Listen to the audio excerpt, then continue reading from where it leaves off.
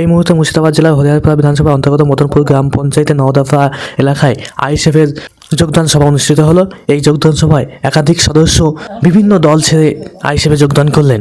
এই যোগদান সভায় উপস্থিত ছিলেন হরিহরপাড়া বিধানসভা অবজারভার সনৎ কুমার শর্মা সহ একাধিক জেলা এবং রাজ্য স্তরের নেতৃত্ববৃন্দ।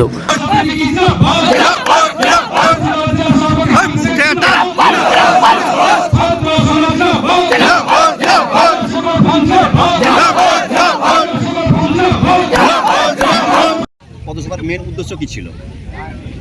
দেখুন, 26-এ যে আমাদের বিধানসভা ভোট আছে, আমাদের প্রতিটা বুথে বুথে প্রতিটা অঞ্চলে অঞ্চলে মানুষের কাছে পৌঁছে দিতে হবে।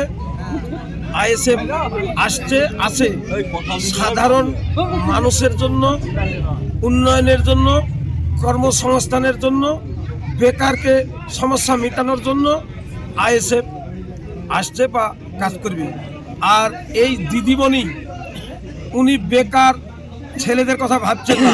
আজ আমাদের পেটের দায়ে আপনারা দেখছেন উড়িষ্যা বিহার গিয়ে এই যে জুয়েল রানা আরও মুসলিম ছেলেরা পেটের দায়ে কাজে গিয়ে তারা সেখান থেকে লাশ হয়ে বাড়িতে ফিরছে।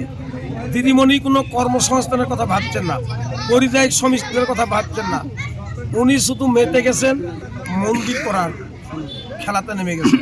দেখুন, মন্দির করে মন্দিরের ধাপিতে দিদিমণি হাতে বাটি ধরিয়ে দিবে আমাদেরকে সব ভিক্ষা করার জন্য।